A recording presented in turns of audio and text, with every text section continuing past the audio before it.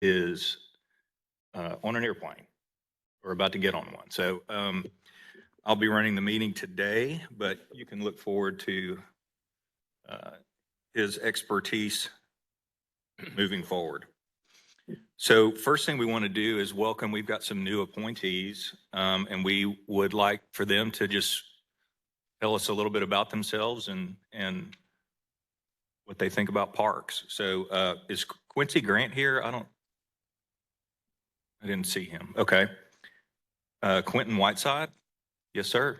Tell us a little bit about yourself, and everybody just please remember to speak into the microphones. Can you hear me? We can. Great.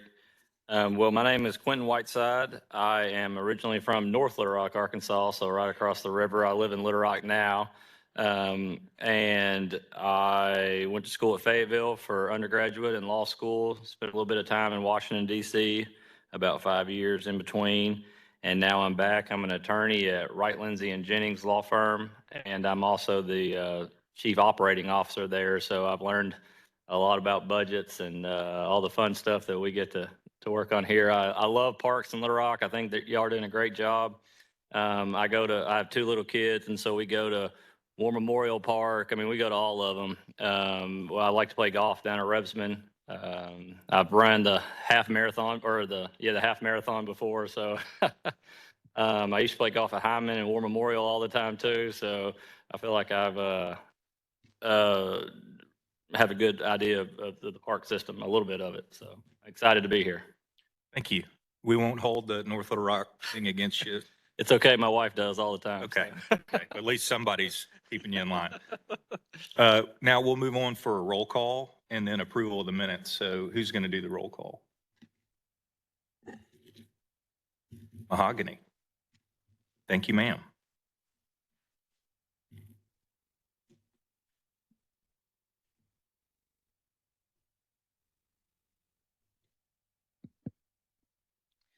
Commissioner Chairman Ben France, Vice Chairman James Firstel, Present. Commissioner Samuel Ellis, Present. Commissioner Cannon Fletcher, Commissioner Linda Smith, Here. Commissioner Mike Bernardo, Here. Commissioner Ron Barra, Present. Commissioner Summer Campbell, Commissioner Shamia Woods, Commissioner Quincy Grant, Commissioner Quentin Whiteside, Here. City Director Cappy Peck, Here. City Director Andrea Lewis, City Attorney Beth Carpenter. Here.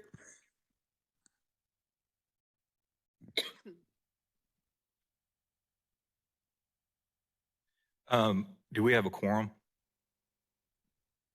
The bylaws state that a quorum is an attendance of a majority of the voting members serving on the commission. So, Director Couch, how many are serving on the commission? To be honest, Beth, thank you for that. But to be honest, we just got two new appointees, and we just have a new role. Mahogany, do you have the list of how many? And also, Cannon Fletcher just walked in. If he could say that he's present.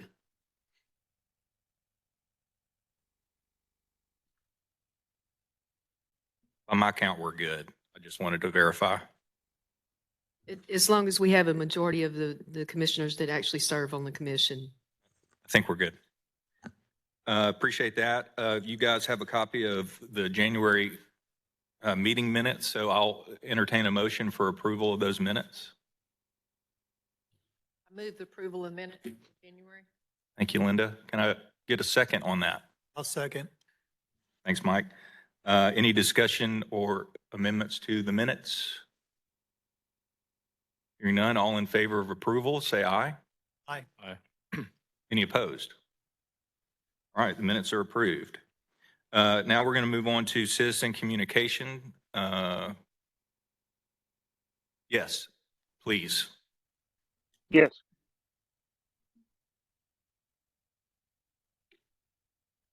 Do we have citizen communication?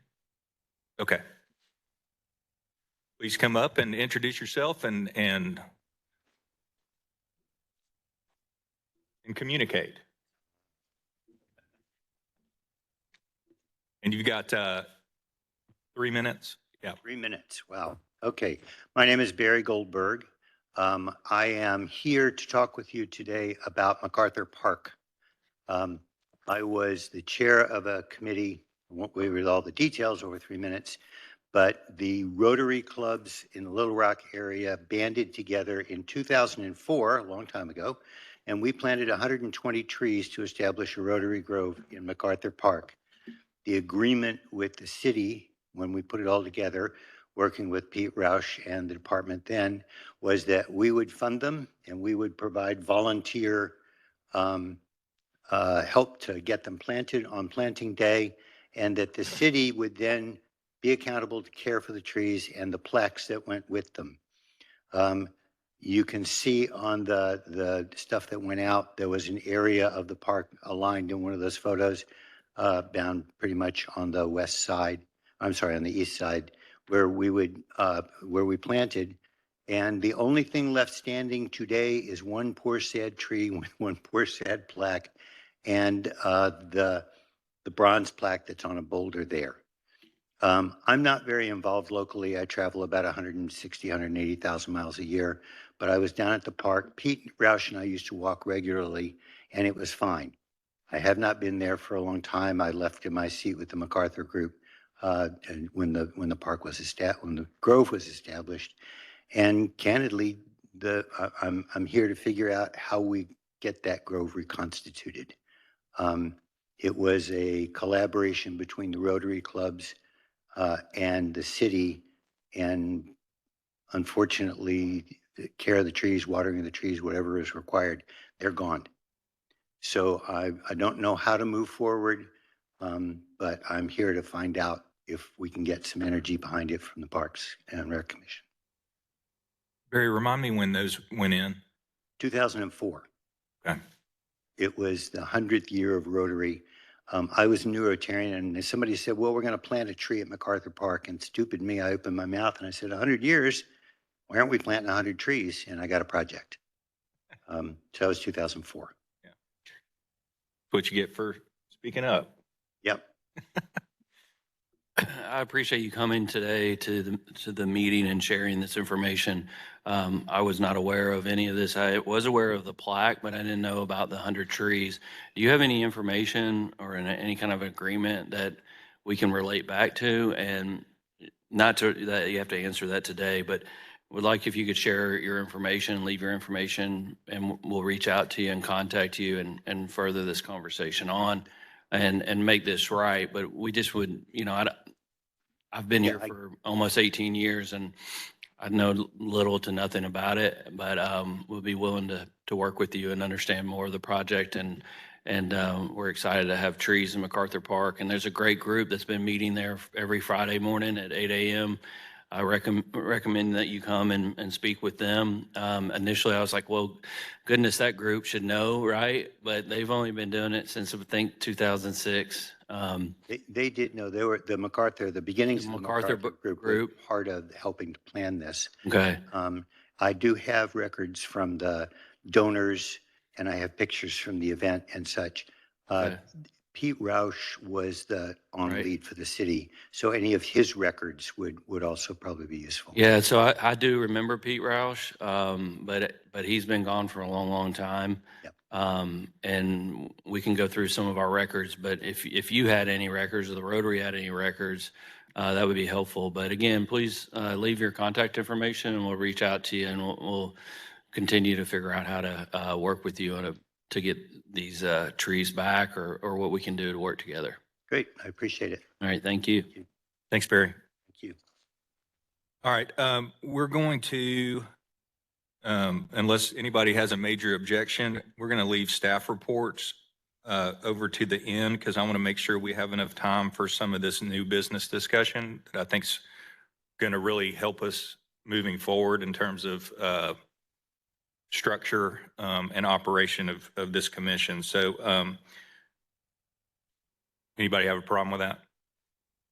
Okay. So we'll go to old business. WebEx 2024. I don't think there's any new discussion on Yeah. that item.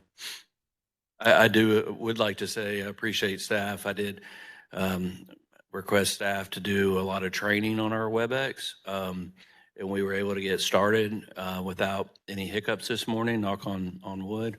Anyway, I really do appreciate the effort that went into finally getting our WebEx system up and working and all the little issues figured out. So thank you. Director Peck, you had mentioned the going back to in-person only. Is there any more? We haven't had any discussion. Haven't had that yet. It's been mentioned before in board meetings, but there's been no discussion in Okay. months. Okay. But I'll update. I haven't updated. Okay, awesome. Election of new chair, vice chair, we did that. That's why I'm sitting here. Upcoming events, Mike. Is Mike Garrity here?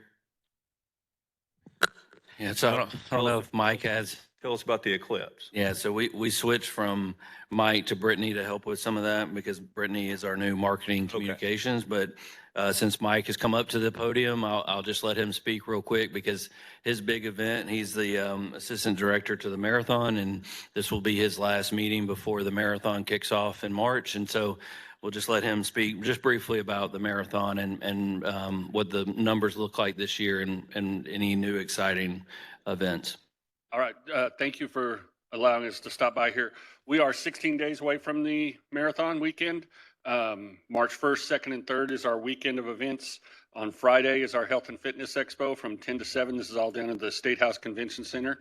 On Saturday at 7:30, we have our 5K and our 10K, which are both completely sold out. The expo will start again on Saturday, 8 a.m. to 5 p.m. That's a little bit different hours than in the past. So those of you that come down and hang out, we're starting a little bit earlier to try to catch those 5K and 10K runners after they finish. They can come into the expo. At 11, we have our kids race. It's the final mile. They run their 26 miles starting when school starts. They plan it out so that they run their final mile on that Saturday of race weekend. And right now we're at about 1,250 kids signed up. We're hoping to get up towards 1,500, but 1,200 is a pretty good number. And we have about 650 parents or guardians and adults that are running with them as well. So if you have not seen that part of the race weekend, it's pure and utter chaos, but it's wonderful to watch. It's a good one to come down. It's all on La Harpe right there. You can be in Riverfront Park and stand there and watch it. Seeing 1,200 kids run down the street and turn around and come back, and they get to go through the big finish line like everybody else on race weekend. And then on Sunday, we have our marathon and our half marathon. Marathon, we are completely sold out. And the half marathon, we have just about 50 spots left. So that'll be 4,000 runners on Sunday running.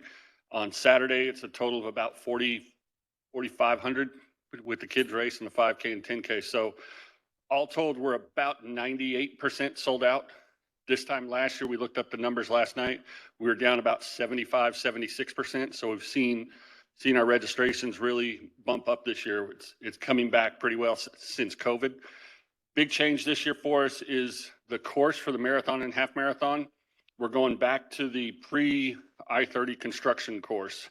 So we're going to shorten up the distance we run in North Little Rock and expand where we're going in Little Rock. We're now able to go east of I-30 without it being interfered with all the construction there. So we're going to go out near Falcon Jet on the north end of the airport. That's our farthest east point, and our furthest west point is at Murray Park. We go out to the dog park area, and then all the traditional areas we've been before, going by the Governor's Mansion, down Main Street, Central High School, go by the state capitol, see all the highlights there. So it's a great weekend. If you want to come down and see, we'd love to have you. On Thursday of race week, which is February 29th at 2 o'clock, we're doing a walkthrough of the convention center, see how everything's set up, kind of get a behind the scenes look that not many people get to. We'd love to have you. It's at 2 o'clock down there in the convention center. We're bringing our public safety officials through. So Anything happens, they have an idea of what's happening down there in the convention center as they respond. But of course, we'd love to have the commission down there as well, if any of you would like to. No need to RSVP or anything, just kind of show up down there at the bottom of the escalators from the Marriott, and we'll gather there and we'll start our walkthrough. Really all I got on the marathon. Any questions on any of that? I kind of rolled through it. Thank you. Thank you. Quick question. Do you have any idea, like, how many states people are coming from, countries, that kind of thing? Traditionally, it's all 50 states. In the past, we've had up to 14 different countries. Not sure what the numbers are right now on this year, but I believe all 50 states for sure are represented. We usually get a pretty good contingent from Mexico and Canada and England. And in the past, China has been for whatever reason, a big participating group as well. Thank you. Thank you. I'm going to run through some more event highlights. So a few days ago, we attended the State of the City and tabled in front of the citizens and residents that were attending that, and got some people to sign up and engage with us. So that was a really great showing. I think Active and Aging Seniors also hosted Mardi Gras, and we had the first annual sneaker ball at one of our community centers, where all the guys and gals got gussied up and then they wore sneakers. So that was a success. At the community centers, there will be various Valentine's Day parties and dances going on this week, as well as later in the month, a Black History Month program in partnership with the Old State House. And then, of course, we've done a lot of eclipse planning. So Shawanda isn't here to touch on that as much, but we have released a timeline to the City of Little Rock communications team as we ramp up communications for people both in the city. We've got events leading up to that for education. Also, a traveling planetarium will be installed at one of the community centers, and we'll be giving away some glasses. And lastly, that STEAM program that Stevens is orchestrating with the Museum of Discovery will be the day after your next commission meeting. So I wanted to touch on that. So take a look at our city calendar. All the events are there, as well as on the Parks and Recreation calendar. Thank you so much for that.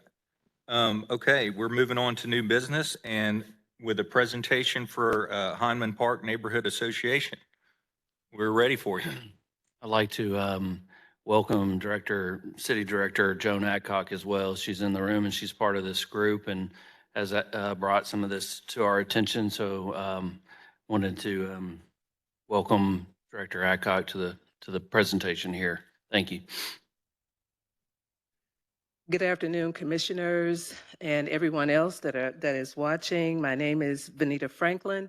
I am representing the Hyndman Park Committee, which is a subcommittee of the Hyndman Park Community Neighborhood Association.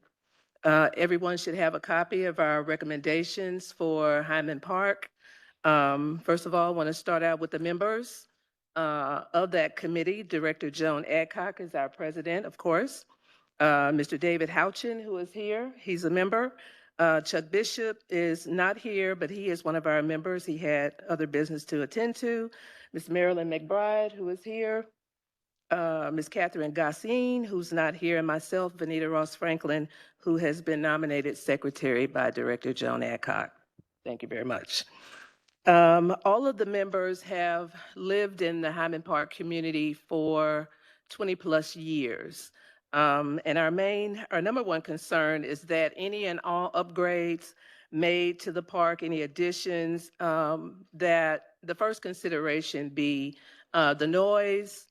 All of the neighbors that border, including myself, Hyndman Park is at the back door of my home on West Windsor. So all of the neighbors on West Windsor, from Brookview to West Windsor, our homes, Hyndman Park is in the back of our homes. So our number one concern would be the noise, and any disturbing activity.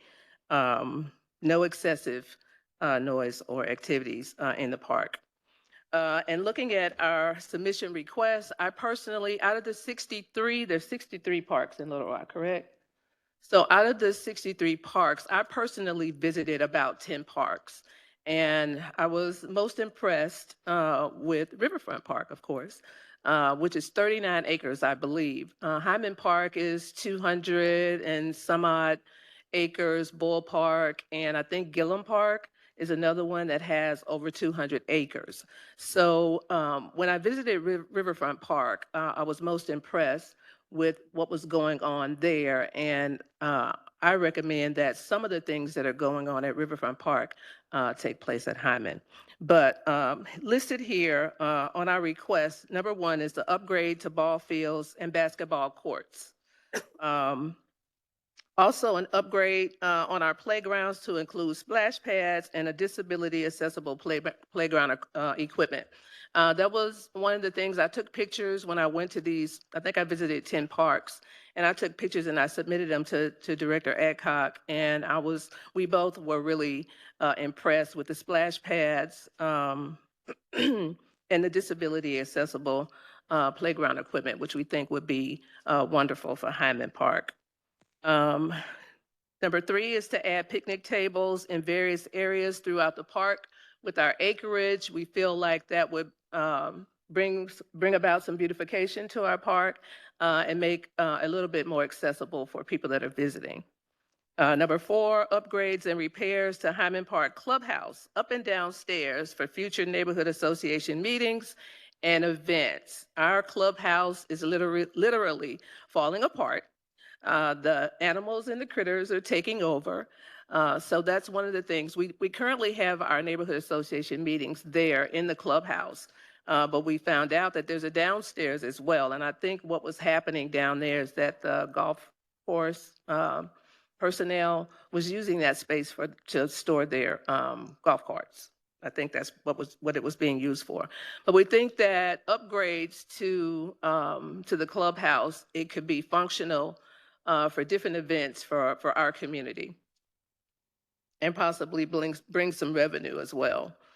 Number five, upgrade to the tennis courts to include pickleball. As everybody knows, pickleball is a big thing now. We do have we have some elderly people in our community. Not that pickleball is just specifically for the elderly, but there was a few people that would love to see pickleball added to our tennis courts, because I think it can be added to the already tennis courts that are already there. So that's number five. Number six is to widen the road leading up to the clubhouse, and also the lighting that leads up to the clubhouse. In the wintertime months, it gets dark at 5 o'clock, right? And our meetings are up there at the clubhouse at 6 o'clock.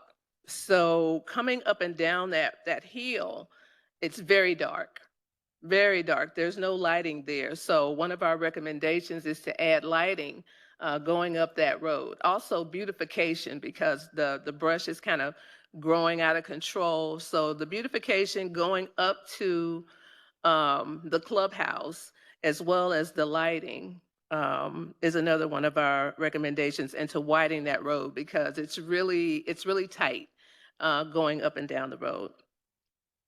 Number 8 is on-site security in light of increased criminal activity in the park. My house, there is a picnic area that's right behind my house. There's a picnic bench, and a lot of people go back there and fish. And also a lot of people go back there and shoot off their guns in broad daylight.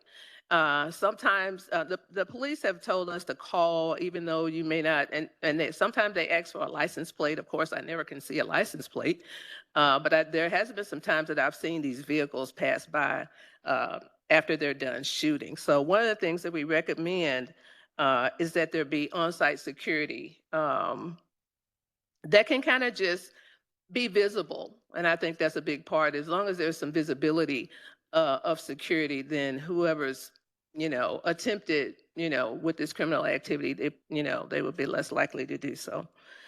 Number 9, secure and upgrade the gates at all entrances to the park, those that are allowed and not allowed. And what I mean by that, people are getting into the park in other ways outside of the two main entrances. There's a main entrance on Brookview, then there's another main entrance on Hyman Park Way. My home is on West Windsor, and in between my home, because the house next to my house used to be a vacant lot. And within the last 10 years, that house was built.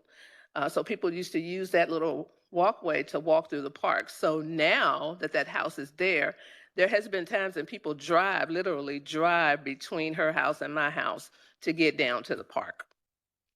So that's one of our recommendations is that, and the gates that we currently have, people have found ways to literally get around those gates. I have no idea how they're doing it. They're not secure. There's also a gate that goes up the hill to the clubhouse that sometimes is locked, sometimes it's not. Right? So we'd like to see better ways because people have been getting in there. They drop off their pets. We have a problem with, stray animals. And people are actually getting up in there, going up on the hill and staying there all night. So that's one of the things that we'd like to see to secure and upgrade the gates to all the entrances of the park. So number 10, build entrances on Hyman Park Way and Brookview that actually lists the name of the park. In visiting these other parks, they have nice little monuments that have the name of the park there, right? We don't have anything like that at Hyman Park that says, hey, welcome to Hyman Park, a really nice monument that says you are now entering Hyman Park, right? So we'd like to have signs that actually say, this is where you're coming. We're trying to make our neighborhood more of a community, more inviting to neighbors and to people who are coming to visit the park. Okay, number 11, fence off unallowed entrances to the park. I think I kind of mentioned that before. Off of West Windsor Drive, like I said, in between my house and my neighbor's house, they have cut down all the brush. Entergy came through and cut down all the trees. And I understand why they did, because we absolutely lost no power during the storms, the winter storms and snow and all of that. So that was their purpose for cutting down the trees. We understand that. But now there's clear visibility into the park that also creates a problem because sometimes people will come back there and park and they're looking, and we think that's, there needs to be something that separates the border of our homes from the park. A fence would be wonderful. All right, number 12, build a second pavilion in the park the area that's located just before driving up the hill to the clubhouse. We only have one pavilion. We have one playground area and one pavilion right next to the restrooms. So the committee would love to see another pavilion as well as some benches that are strategically placed throughout the park that would be more inviting to visitors to just come. Like I said, at Riverfront Park, this is what you have out there. People can come and eat lunch. You know what I'm saying? So I think the second pavilion and the benches or picnic benches would be more inviting to people who are visiting our park. Number 13, a bulletin board at the Hyman Park Way entrance. What we currently do when we have neighborhood association meetings, we have to take these 20 signs or however many signs we have, and we go out and we stick them in the ground, at strategic areas throughout the neighborhood where people can see that we're having a meeting. And not that we'll stop doing that, but if we had a bulletin board right there at the entrance of the park, it would allow all of our neighbors to know what's actually going on and what we have planned. I started some years ago, the Welcome Wagon Committee, where we would actually go door to door, introducing ourselves to the neighbors. And I'm an Avon representative, so I would give them Avon books and we would give them information on recycling and anything that's going on with the city. So now we are a little bit older and I don't know how many homes there's actually in Hyman Park, but nobody can go door to door now. So that bulletin board would be functional in at least getting some information to our community about what's taking place. Number 14, clean out the creek and fishing areas. There are down trees, there's all kinds of debris. If it rains really hard for 24 hours, my neighbors, that whole street will flood, right? And all of the trash that's in that creek, tree limbs, whatever the trash is, it just flows right on down the creek into the area that used to be the golf course. And then it floods. You cannot even see that picnic bench. There's a marker, the sewer marker. What is that thing that they painted? There's a marker, I call it a flood marker, but it's right next to the picnic bench. When it floods back there, you cannot see any of that. You can see the top of the flood marker, but you cannot even see the picnic bench. And I have pictures of that as well. So, cleaning out the creek, and we always, like I said, people will go to this particular area. There's another pond closer to going up the hill to the clubhouse where people go and fish as well. So I think it would make it a little bit more comfortable for people that are coming out there to fish. And part of our beautification, it just would make the creek look a little bit better if that was cleaned out. So that is pretty much all about. Oh, I have one that's not listed here. I'd also love to see, I did have family that lives in Maumelle, and we've had some events at Maumelle City Park, and they have a band pavilion. So anyway, that's my personal recommendation I'd like to see out there as well. So our committee intends to, in conclusion, our committee intends to solicit corporate sponsors as friends of Hyman Park in order to secure in-kind financing to support future upgrades and agreed upon needs of the park. That's another thing that I got from Riverfront Park. I noticed that there's statues and markers, and it's just so beautiful, and we would love to see some of the similar things going on there to happen in Hyman Park. Thank you. Any questions? Thank you for that. Does anybody have any questions? Well, we appreciate that very much. It was a great presentation. I'm sure Director Couch and his staff will go over all this and I don't know, formulate an answer. I too appreciate the presentation. I'd like to share one or two things about Hyman Park, just so everybody's clear in the room. There is originally the Hyman Park area that was separate from the golf course. There's two kind of different areas here. There's the Hyman Park, which does have a restroom, ball field, playground, accessible pavilion and playground, and all the amenities of a neighborhood park. There's also, then there's the golf course with the pro shop and all that. The board chose to close the golf course, whatever year that was. And currently, the Parks Department doesn't have any funding for that 250 to 300 plus acres of land. We are trying to achieve maintenance out there. There is a great disc golf out there that was voluntarily built by some disc golfers, and there's a lot of great things going on. We would like to get some additional funding for that, and hopefully there'll be some way to achieve that in the future. I love your list. There are many things that I have on my list. There's some things that we can achieve just as from a maintenance standpoint and fixing some things like that. Some of the big capital items, obviously, we'll have to figure out how to get funding for that in the future.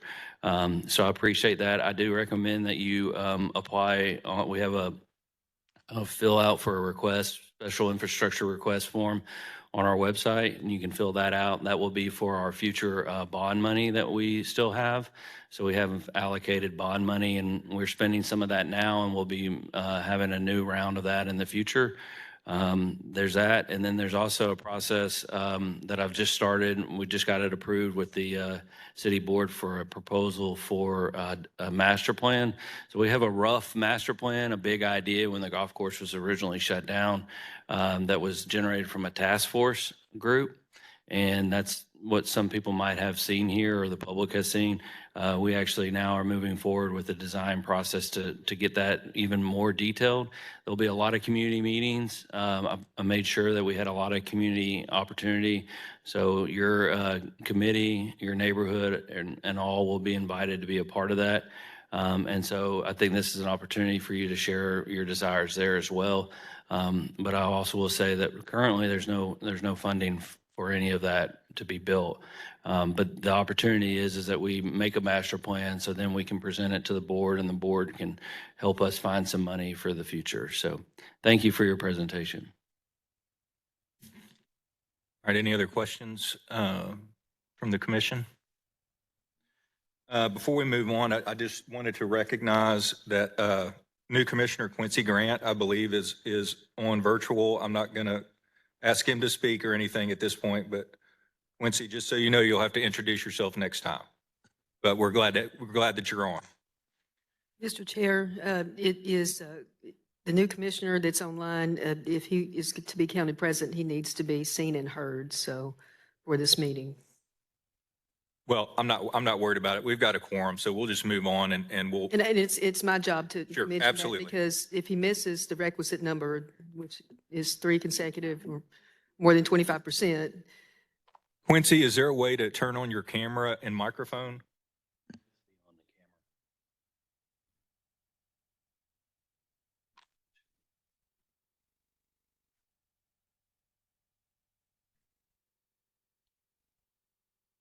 Okay, so I'm not getting a response, so we'll just move on. Next item is Chief Education Officer and Zoo Education Manager presentation.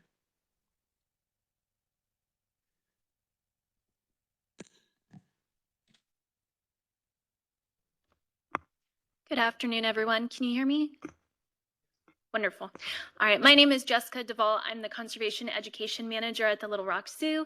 I am joined by Jennifer Glasgow from the Mayor's Office for support. She's my moral support today. This is my second commission meeting ever, so thank you for having me. Today, we wanted to share a little bit of information about the City of Little Rock's Green Schoolyards initiative, as well as a new effort that we are hoping to be adopted this fiscal year, if possible, called the Children's Outdoor Bill of Rights. So next slide, please. Just a little bit of historical context. The City of Little Rock and the Little Rock School District adopted or agreed to the Green Schoolyards Initiative in 2021. That was prior to my time, so we're in year 3 for the Green Schoolyards Initiative. And the idea was kind of the big broad goal was to help increase access and opportunities for children to spend time outdoors. I know that's a value that we have at the zoo as well as with the Parks Department. And I did want to mention that the Green Schoolyards Initiative did start as a cohort that was fiscally supported in collaboration with the Children in Nature Network as in partnership with the National League of Cities. The Little Rock Zoo has in 2023 helped take kind of a leadership role in managing the Green Schoolyards Initiative with a larger team of stakeholders. So everyone from different city departments. So we do have Shwanda sitting in on that. We do have nonprofits who are involved and just community members who are passionate about the initiative. Next slide. Research shows that children who learn and play in nature are healthier, happier, and perform better in school. So this image that you are seeing on the screen just shows the countless number of benefits that come from having green spaces that children have access to. That can be on their playground at school, that can be their local park, that can be any green space within the city limits that they're able to explore, spend time learning, having fun, and engaging with others.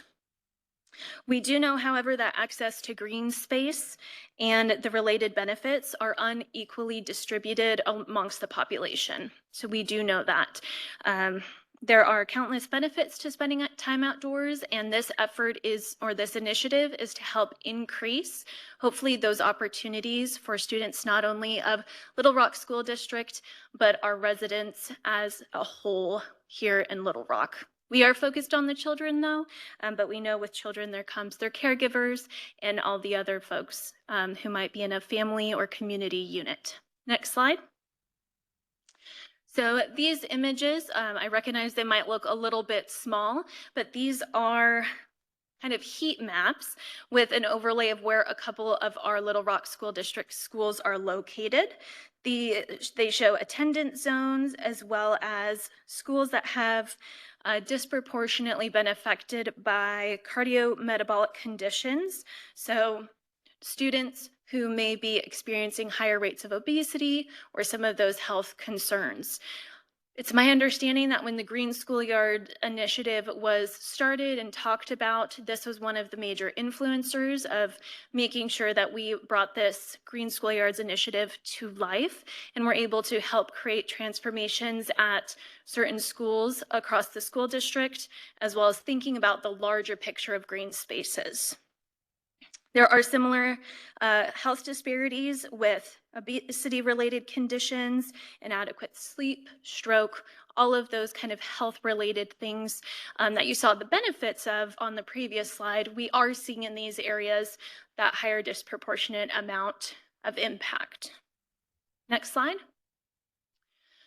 So we did have a little bit of, pardon me, data collected, and what this slide shows is that when they do the BMI kind of recordings for, I believe it's a mandated screening for Arkansas public school children, that under 4th grade, you do not see drastic disparities in their health with their BMI.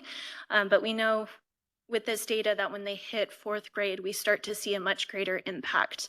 We do have support from UAMS, School of Public Health, I believe it is, with Dr. Michael Thompson, who's been helping to do a Green Schoolyard study to help us make data-driven decisions and hopefully be able to measure the impact that we might have with transformations at our pilot schools. We have 2 schools we're currently working with, Stevens Elementary and Washington Elementary, and his preliminary data from his study as well is showing that children who are 4th grade or older, we do also see a disparity between the boys' activity level and the girls' activity level. Let me see if I'm missing any notes here. So with the data on the last slide in this one, there is a more prevalence of severe obesity amongst 4th graders. And that's something that we're just thinking about the total picture of health equity in our city or health and wellness of our students. Next slide. So something that's part of the Green Schools Initiative and part of the cohort that we have been a part of with the Children in Nature Network and National League of Cities is this focus on establishing a Children's Outdoor Bill of Rights.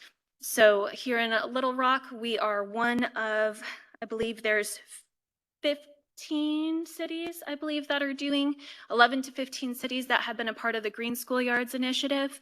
And we were looking at ways that we could adopt practices to help us come up with common language and support potentially for policy in the future for these transformations, things like joint use agreements and things like that. And so we thought that a Children's Bill of Rights would help us have that common language, identify support, or how we really look at how we redo playgrounds at the school district level, how maybe parks can be thinking about how they develop play spaces, and even once we get far enough along to think about joint use, how can we ensure that students are able to benefit, the youth of our city are able to benefit from whether or not they have immediate access to a green space at their school, or if they're able to go to a nearby park for that. So on the slide, you can see some draft language about a Children's Outdoor Bill of Rights. I want to be clear, we are still in the input phase for this, so it's still a draft format. But some of the things that we are thinking about that we want every child in Little Rock to have access to, shade when playing outdoors, clean, potable water near playgrounds and gathering spaces, safe pathways to walk to school and community centers, gardens to learn about where food comes from and how it nourishes our bodies, the ability to explore and play outdoors in safe, welcoming, and culturally affirming places, opportunities to compost and recycle for a healthier environment, the ability to participate in outdoor learning and discovery as part of their school day, bike, ride, hike, hunt, or forage on public lands, splash, swim, paddle in rivers, lakes, ponds, and community pools, and protect and preserve our environment for future generations.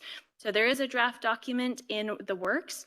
That is something that we are recommending and hoping to have support from this commission as we work through its final format and hopefully have it adopted this year in 2024. 15 states and 6 cities have already implemented or are developing their own Children's Outdoor Bill of Rights. There are a number of them out there. If you are not familiar with the concept or the process of that and what it can mean for those cities and policymaking. So again, we are hoping to get some support from the commission on this as we look to move forward, hopefully to adopting it in the future. And next slide, if you guys have any questions about either the Bill of Rights or the Green Schoolyards Initiative, I'm happy to help answer those. Thank you. Thank you so much. Sorry, my good looks can be distracting, so I wanted to make sure Thank you. everybody was focused. But that was a great presentation. I appreciate that. Any questions? Yeah, Mike.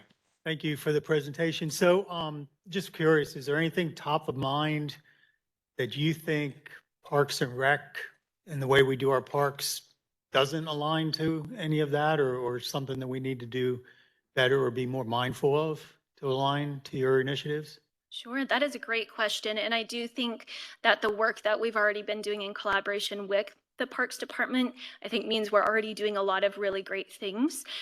One area of focus that the Children in Nature Network and National League of Cities had early on in this, it started as a grant-funded initiative to help build capacity within the city, and we actually have a full-time position. That part of the job is now dedicated to supporting Green Schoolyards Initiative at the zoo. This idea behind play structures and having not just your traditional metal, large, like what we grew up playing on the playground, and helping to create more natural-looking and green and resilient spaces that children can play and have creativity. We do know that in some of the preliminary work that we've been doing with playground transformations at Stevens and Washington Elementary, that oftentimes the playgrounds that we currently install are very, very expensive because they're these large metal structures. Not to say that those don't encourage a lot of the play and activity that we're looking for, but I would say that that's one area. And then some of the ideas around shade and how we create shade as we're having a change in the environment. It's getting hot in cities, trying to make sure that we have areas for children to have rest and respite, but also we're really looking at, and this is a little bit outside of the park's purview, actually it's completely outside of your purview, but thinking about in the school space, that oftentimes children are spending their entire time indoors, and there is a benefit to taking learning outdoors and into the environment. And so even some of the ideas we've had in the core group for Green Schoolyards that we're thinking about for the schools about having outdoor classroom designed areas where they can take learning into those spaces. That is something that parks could consider as well when they're developing their spaces. If they're in close proximity to a school, is there an area where you can provide shade, seating, opportunities for exploration, multisensory learning? Awesome. Thank you. Thank you. Thank you so much. Any other questions? I have a few, Jessica, but I'll meet with you after. I think we're getting kind of pushed on our time frame here, but great presentation, and I appreciate you working with our staff. And I've shared some of our new staff that we have that Jessica can reach out to as well on some outdoor recreation. Thank you. Absolutely. Thank you. Quincy, can you hear us? Yes. Yes. All I right. finally navigated the app, so I'm All right. joined. We just needed, just from a legal perspective, needed you on camera and to be able to hear your voice so we can count you in. But we look forward I to understand. look Thank forward you. to getting knowing you better next time. Yes, sir. Thank you so much. Bet. Okay, so we're, yeah, two presentations is too much. Yeah, if we want to get through this. But so there's something I want to discuss with you guys about and open it up for discussion. And we may not be able to finish it today and actually make a decision. If we have to do that next month, that's fine. But if you'll look in your packet, at the end is a copy of our bylaws. And I want to draw your attention to something here. Under responsibilities, be the first page, second item, responsibilities of Article 2. If you'll look through these bullet points, and I'm not going to read them to you, but you're going to see words like advise. You'll also see a word that's in almost every bullet point, which is the word recommend. You know, so someone might disagree, but to me, those words have a different feeling, although they're similar. To me, recommend is more of an overt action type word, meaning, you know, if we were to recommend something, it means to actually put something forward. And to me, I just don't think we're doing enough of this. We need to do more of it, I think, to conform to the bylaws.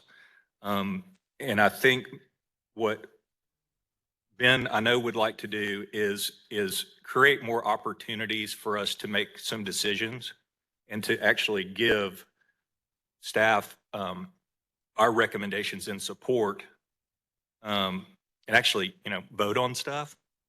If that makes any sense. We rarely do that, and I think there's some different ways that we can do that, and this is what I want to bring up to you guys, and I want you to think about it, and we can discuss it here a little bit, and if we have to discuss it more next time, we'll do it. First thing is staff reports. Staff reports are important. It's in the bylaws that we have staff reports. But I mean, I can read. I assume the rest of you can read. So to me, I think historically that's taken up a large chunk of our meeting time that I think could be spent more productively. So, you know, my suggestion for you to think about is let's maybe have staff reports printed out, have them here and available if we have questions, but not take up that entire time of hearing the same stuff that's printed out for us. The second thing I think I'd like for you guys to think about is I'd like to see an agenda item or a report from the director about initiatives that he plans to take to the city board. So if he plans to take whatever it is to the next city board meeting, I would like for us to hear that and us to actually take action and vote to recommend to the city board that it be approved or not recommend. I'd like for us to have, so he can go to the city board meeting and have something besides just his paper in his hand. You know, he could be able to say, look, the Parks Commission met on this. We discussed it. And they believe strongly in this. So that helps him, I think. So that would be one thing I think we could do. And another smaller thing, I think we really need to have a line item standard agenda point for presentations from the outside. Like we had 2 today, and maybe we can just limit those to 1 each time. And maybe, you know, we don't have to use it. I mean, if we don't have one, we don't have one. Great. But those are some kind of agenda item changes that I think we'd like to see. One other thing that I'll say that we need to also discuss next month, if we have time, let's do no presentations next month. Okay. And get to business. I think we need to have a discussion about our subcommittees and their viability. I think we need to go through each one and make a determination if it's even useful to have the committee, and if it is, who's the best person to really take that on and to really make sure that we, you know, get some value out of those.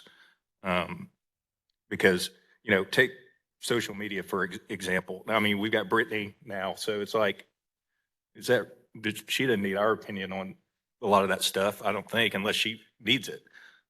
But, you know, stuff like that, I think we need to talk about. And like I said, we're running out of time today, and I want to hear from Cappy, but, you know, I'll just open it up if anybody's got any comments right now. Otherwise, we can just sleep on it and we can kind of put this on the agenda for next time and really take some formal action. I appreciate the attention to revising the agenda to be more useful, and I think to comply with what the bylaws intended, the intent. And I support these changes. I do think we're running out of time today to discuss them more fully, but yes, I'm ready to see some of these changes. And I agree, the limitation to one presentation would be really good. Not that they weren't great, but you know, we got things to do. Anybody else want to comment? Yeah, I've struggled a bit with the time. I mean, I think we're usually towards the end, and right now is a great example. You know, we're towards the end of it, and this could be a great discussion, but we're sort of running up against people's schedules. So I don't know if it's 15 minutes ahead and after to make it an hour and a half or something else, or, you know, flip-flop times on meetings. But anyway. Yeah, no, I mean, it's good, something to definitely discuss. Especially if we're going to be discussing more than updates and things of that nature. Right. I think we need more time. That's fair. And hopefully, you know, if we can get an agenda that works more and is more valuable, then maybe we will free up some time. But if we need to add time, I'm certainly open to that discussion. Anybody else make a comment? Okay. Well, we'll put that on the agenda for next time. And you want to should we just go on to board liaison feedback? Let's do that. Yeah, thank you. Yeah. Thank you. I'll try to be brief. I'm not a voting member. I am the liaison, but I think those are all excellent suggestions. You know, I love seeing the staff reports, but like you say, we can read, and that seems to take up a big chunk of time. Regarding what you're asking about more discussion when Leland comes to the board, usually when Leland comes to the board, he gets what he asked for. Would you not say that's true? He does his homework, but I'm not saying that we shouldn't all weigh in, but Leland's pretty smart, knows his way around, and guess what? It all comes down to the mighty dollar and the funding. I found it interesting, the woman from the Heineman neighborhood, having visited other parts, and just the sheer amount of acreage we as a city have in the parks. I'm not saying that I don't love our parks. I do. That's why I serve on this board as a liaison. But we have an inordinate amount of parks for a city our size. And maintenance becomes a big problem. With the pandemic, a lot of people for the first time or since they were children rediscovered our parks. I mean, ask Sam Ellis. When people were seeking a place to be outside and to be safe, they flooded our parks. We broke records that year. And I think that's continuing because it's such a natural, beautiful resource.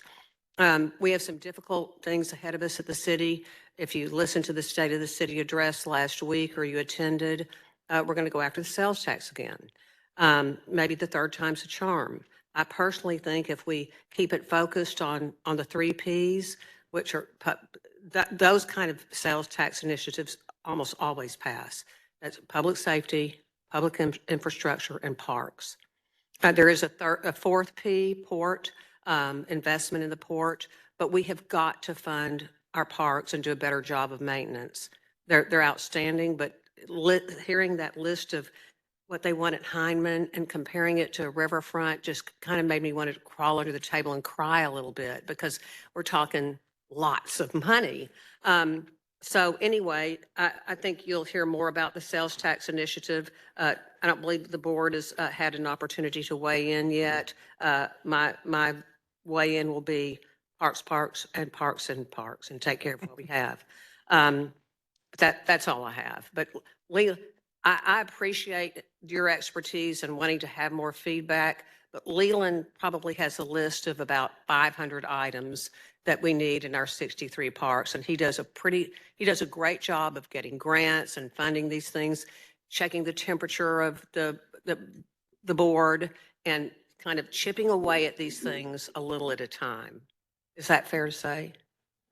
I do appreciate the compliment very much. That is fair to say, but I would say At the same time, I've talked to the chairperson and JT at these meetings, and realistically, what they're referring to is the bylaws, and it's talking about how this commission is supposed to advise us on what the Parks Director or Parks Department spends the money on. And I said, there's no way that we're going to get down to the, everyday nickel and dime what we're doing. But I think it's an opportunity that I can put on this calendar. Hey, these are some items that we're planning on taking to the board. And if it gets to the level of going to the board, then those are big decisions and big money items. And I want to have my commission advise us on that direction. And I think it'd be great to put in, the information. Parks Commission fully supports this, or, obviously if they fully don't support it, I might not be at the board, and we need to discuss it a little bit more. So yes, I think it's a great conversation, and I appreciate it. And since we're 3 minutes over, I wanted just to share two dates that are really important. February 29th at 5 p.m., there's a reservoir meeting, the church on Reservoir Road, the Unitarian Church. Unitarian Church. It's all about the tornado recovery of the park, and we have a lot of staff to give some information there and some presentations. So please come out and support us. And then also March 4th, we're doing a public meeting for Alsop Park. We're improving the trails in North Alsop, and looking forward for some community input on that as well. So I think we've taken everybody's time, and I'll let the vice chair close out, unless Kathy, you have one last thing. One tiny little thing. And yes, I'm going to put on the board hat now. We, the board, seek input from boards and commissions.